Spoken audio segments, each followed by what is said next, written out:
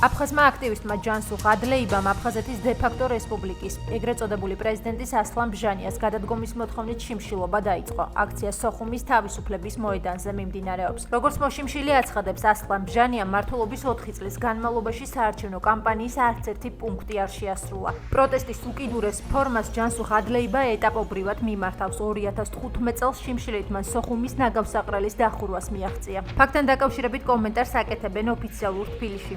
ხელისუფლებისა და ოპოზიციის წარმომადგენლები აღნიშნავენ, რომ დიდი ხანია ბჟანიას წინააღმდეგ სოხუმში გამოსვლებია. პოლიტიკოსები საუბრობენ იმაზეც, რომ ოკუპაციის პირობებში რთულია აფხაზმა ხალხმა მიიღოს ის რეალობა, რაც თავად სურს, რადგან ასლან ბჟანია რუსეთის და რუსული პოლიტიკის სახეა.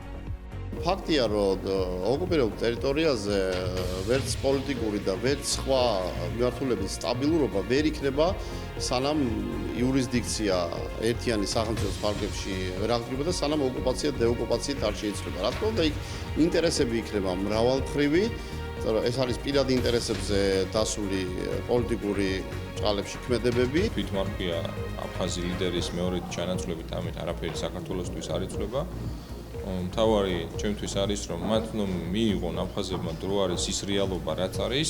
ელემენტარულად ავიღოთ რუსული პასპორტი მათთვის ნიშნავს სიკვდილის ბილეთს, მაგრამ საქართველოს და ევროკავშირის ბილეთი მათთვის ნიშნავს უკეთეს მომავალს მათი ოჯახებისთვის, მათი შვილებისთვის.